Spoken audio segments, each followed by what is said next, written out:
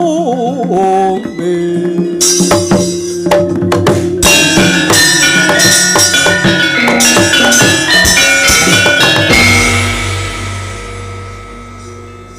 nengga dawuhipun Kakang Penemban Begawan Jati Sampurna. Ya Prabu Manik Sasmita kalwana non wonten timbal kang ngadhawuh. Dewa Denta, kalwana non nuwun wonten timbal kang ngadhawuh.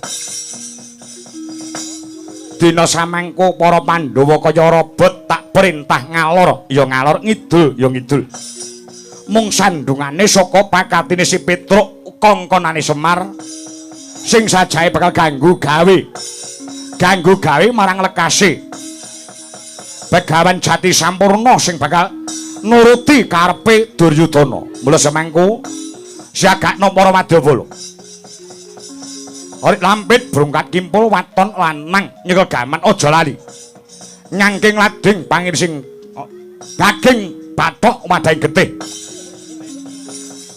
Digoleki si Petruk. Dhewekne diwenehi pelajaran aja wani nantang lawan Begawan Jati Sampurna, pendhita kang winongmong dening para dewa. Wah nggih. Sendika ngestaken dawuh. Dewa Denta, non wonten timbang kang dawuh. Siagakna para madya balam. Dina samangko ketemu kelawan Petruk, tabrak dung banteng.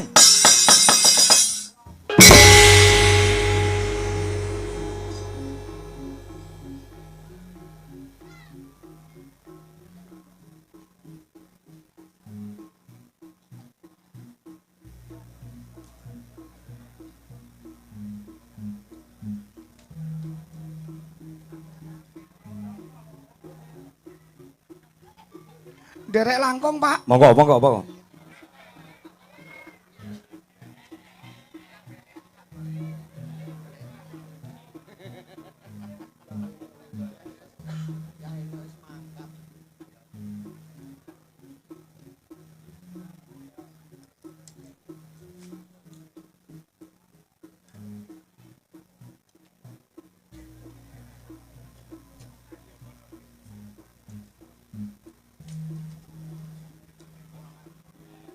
Assalamualaikum. Waalaikumsalam. Neng ndi to iki mau enek cah wedok kok tak goleki ra enek.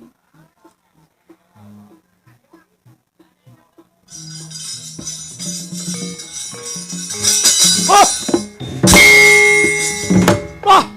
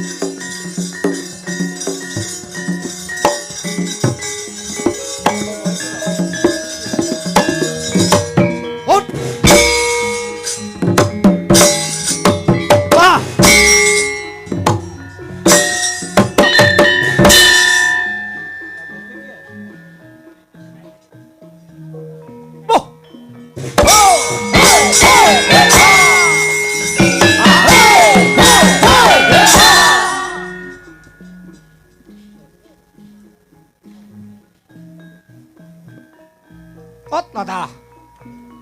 Oh.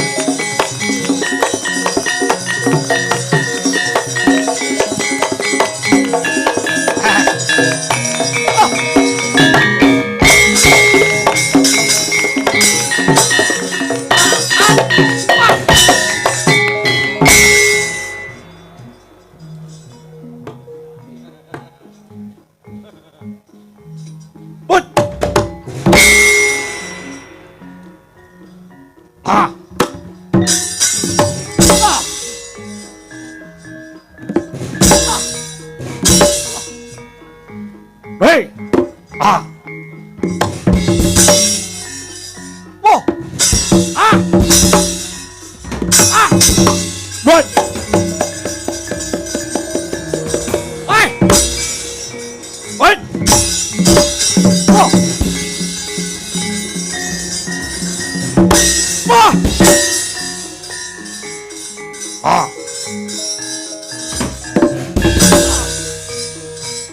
Ah! Hey! Ah! Ah! What? Hey! Hey! Ah! Hey! Hey! Hey!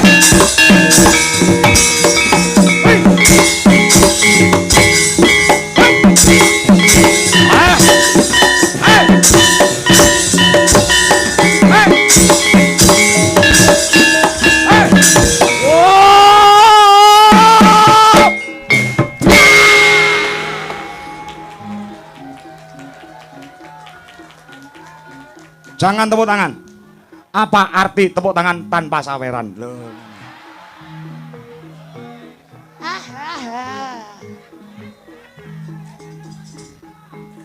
Kalian nom siaga ing ndi?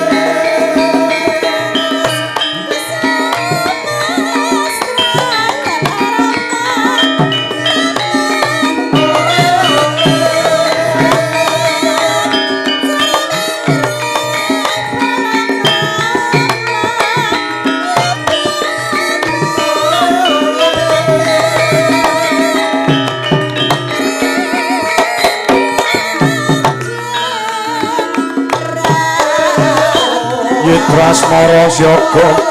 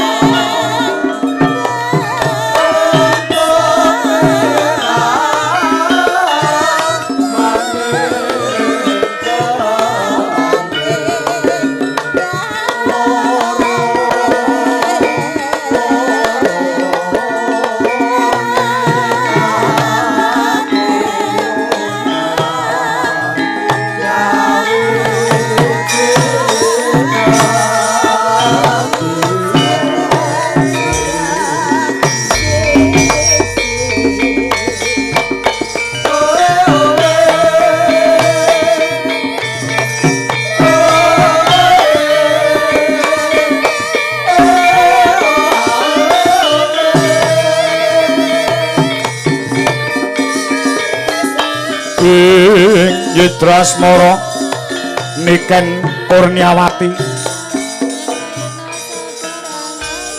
Gamelan Bali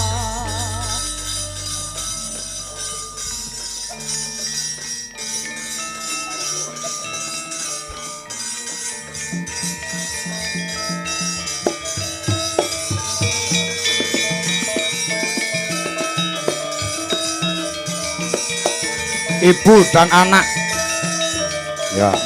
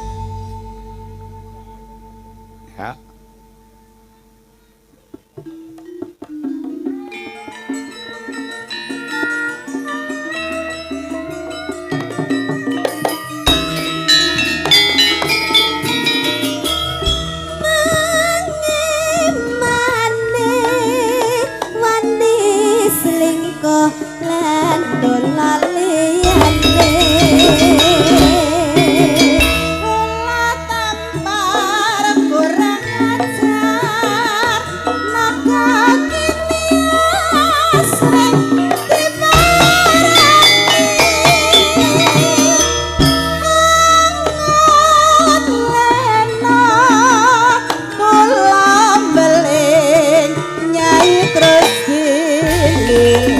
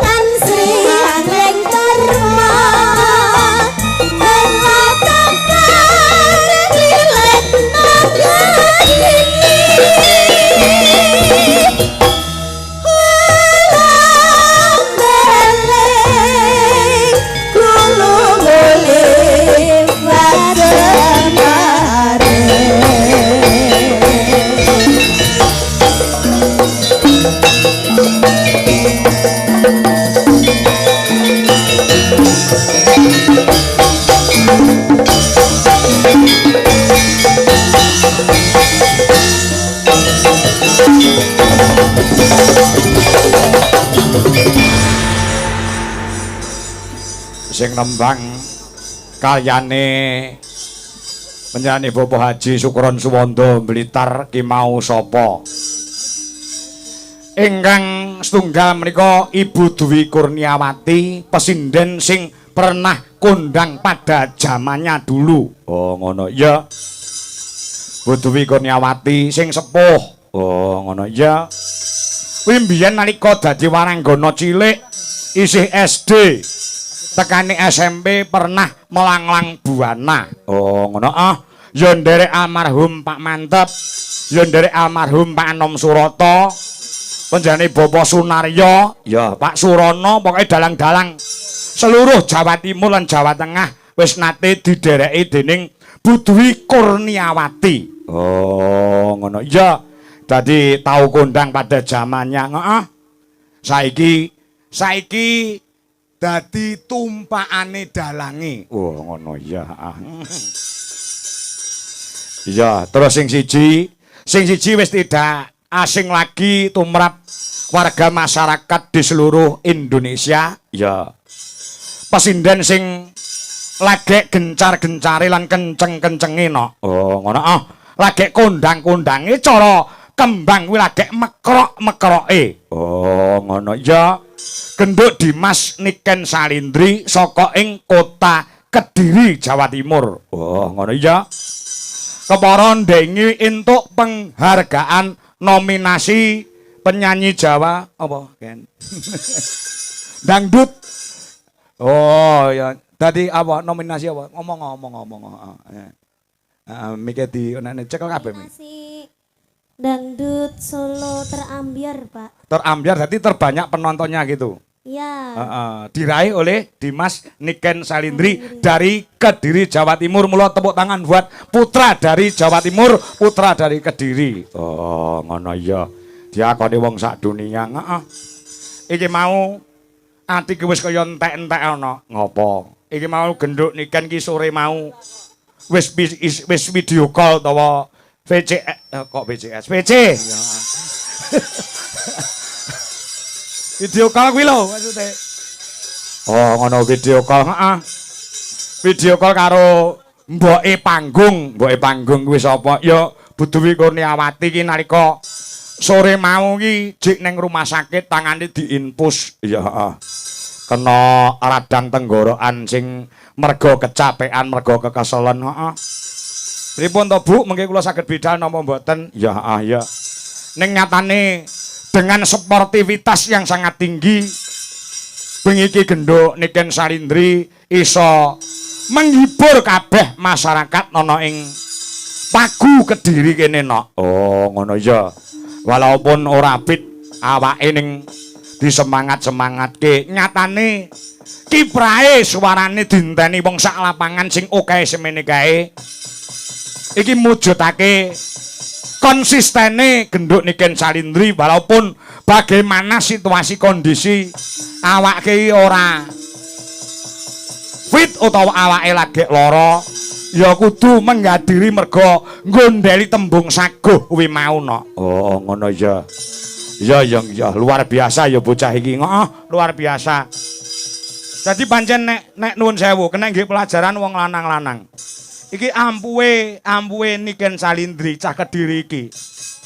Kuwi tidak akan lepas dari doa orang tua. Oh, ngono ya. Suksese anak kuwi mesti saka dongane wong tuwa. Aku ngerti, aku percaya nalika genduk Niken Salindri kuwi ana kandhutane Mbak Wiwin utawa ibune Niken Salindri. Kuwi bapake Pak Degleng, Pak Supono.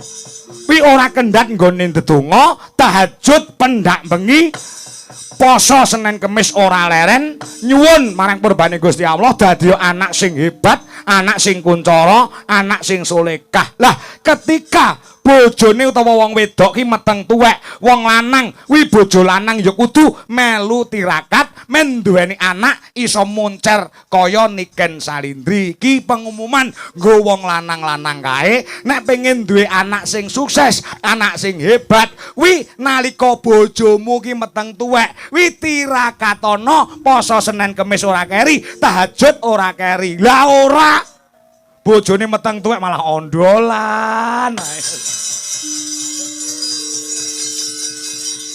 Dadi anak wis angel diatur, angel ditata. Oh, ngono ya yang iya. Mulai iki yang sangat luar biasa bengi iki nok. Ya, sesuai karo kersaning para-para ingkang lenggah ana ing Dinas Kebudayaan dan Pariwisata Provinsi Jawa Timur ya yung. Tenan kok nok, acung jempol kanggo Dinas Kebudayaan dan Pariwisata Provinsi Jawa Timur ya yang mengadakan pentas periodik utawa gelaring budaya wayang kulit kuwi digelar ana ing Jawa Timur kuwi wis marambah makaping-kaping beng birang-birang ya iya.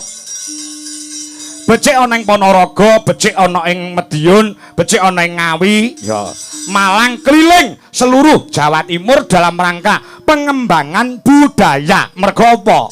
Sing diarani perkembangan budaya utamane wayang kulit, kuwi pemerintah juga mempunyai peran yang sangat luar biasa dengan menggelar pagelaran wayang kulit kadidene bengi iki ya. Jadi pemerintah kuwi mempunyai kewajiban untuk melestarikan budaya, tidak hanya gembar-gembor. Mari kita lestarikan budaya wayang kulit yang telah diakui oleh UNESCO, tidak hanya berbicara ning dinyatake dengan nanggap wayang. Lah iki sing iso menyikapi hanya provinsi Jawa Timur, Jawa Tengah ora ono, Jawa Barat ora ono, Jakarta ya ora ono pentas periodik yang keliling wayangan di setiap kota. Ini hanya yang dimiliki oleh Provinsi Jawa Timur. Mula tepuk tangan untuk Provinsi Jawa Timur yang hebat. Oh. Kaya ngono ya ya.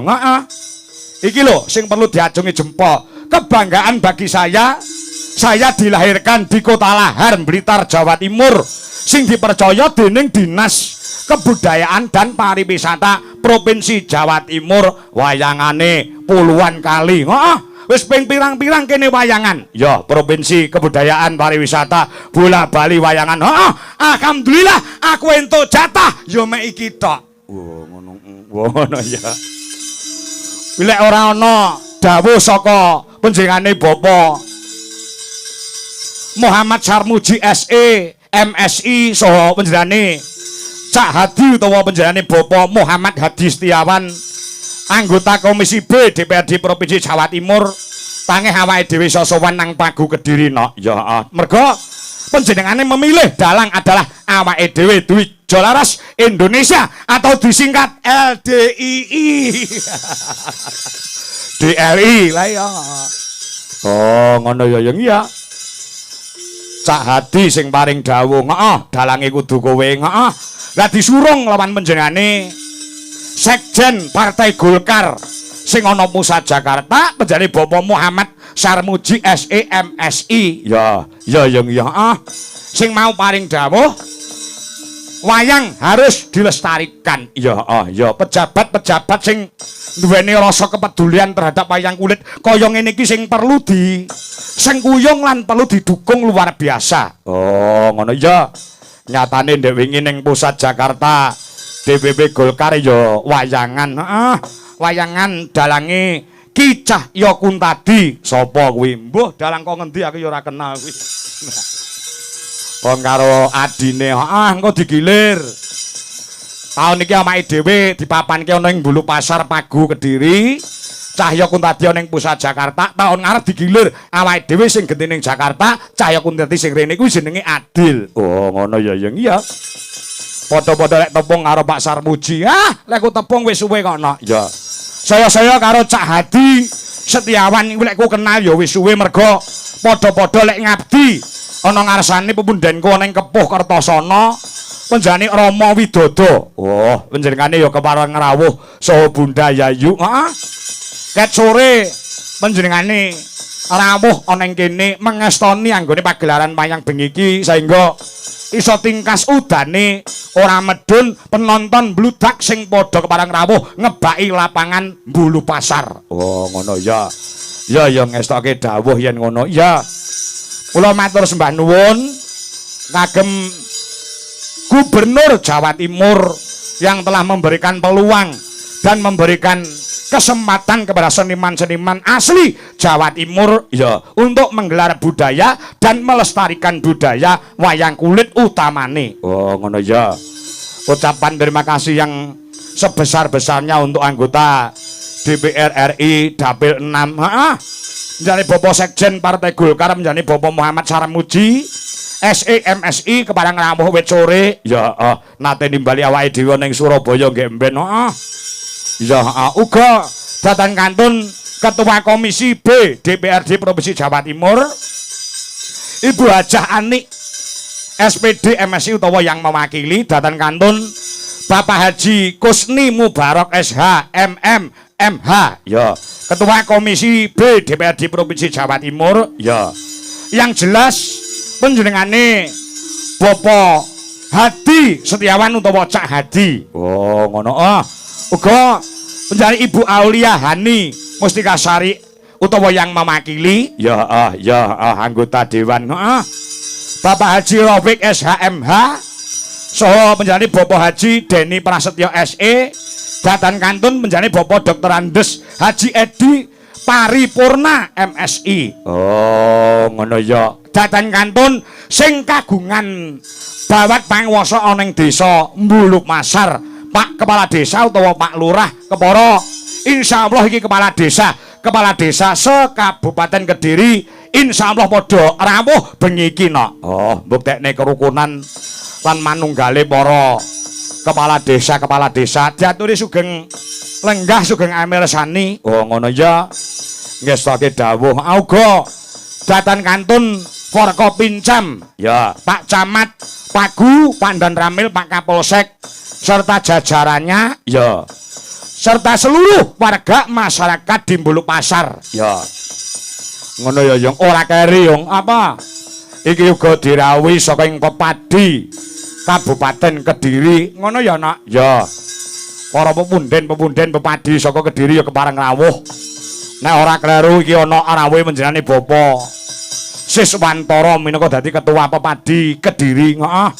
Pak Gatot barang ya kepareng rawuh lan para kadang-kadang dalang ana ing Kabupaten Kediri nyengkuyung pagelaran bengi iki dalam rangka pelestarian budaya ya saka Dinas Kebudayaan dan Pariwisata Provinsi Jawa Timur. Ya ngestoke dawuh.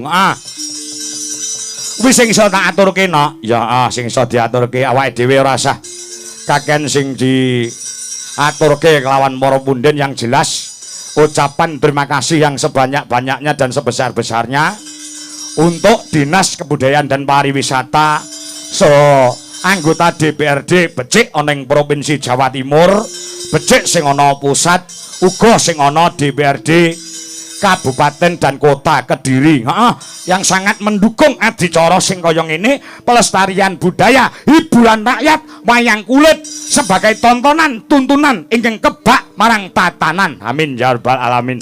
Hasbunallah wa ni'mal wakil, ni'mal maula wa ni'mal nasir.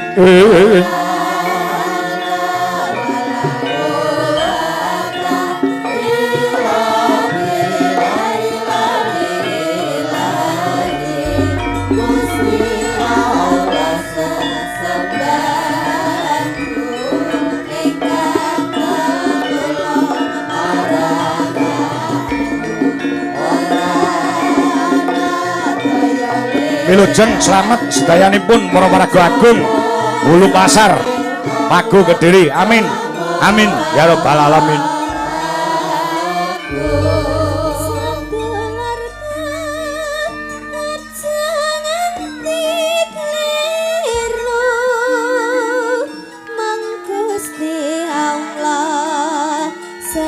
Sesambahanmu rintan lan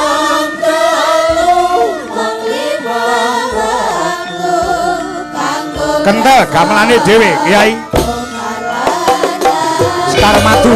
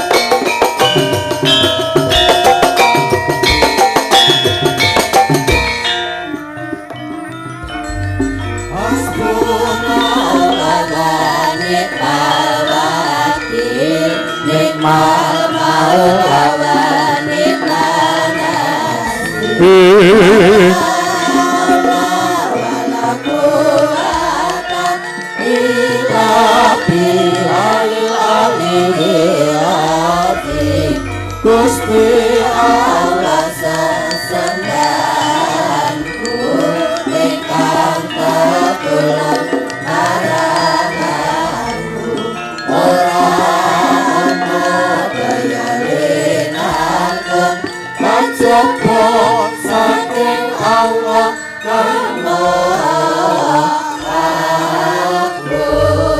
sedulurku aja nganti mung Gusti Allah sesembahanmu rinten lan dalu mung 5 wektu kasta mungkar lan nafsu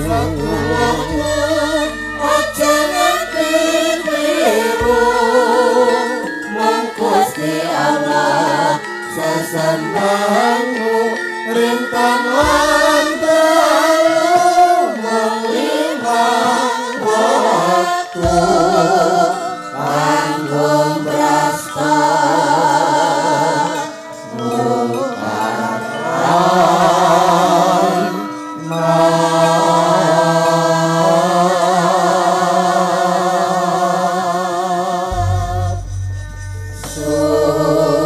tak nyuwun besara ya yo takon piye saliyane gelar budaya dari Dinas Kebudayaan dan Pariwisata Provinsi Jawa Timur bengi iki uga mengeti Hari Wayang Dunia no. Ya.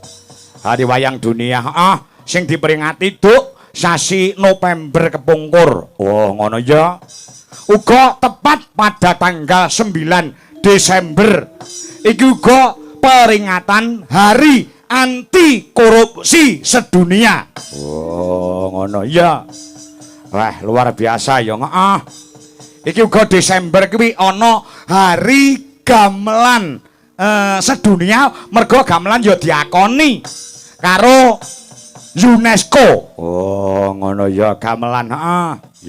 Ya yung aku arep gelar konser, Nduk. Konser, heeh. Konser gamelan di bulan Desember kuwi gamelane ora mung sak set, kepara gamelan 2 set. Oh, 2 set, heeh. Gamelan 2 set dadi enek konser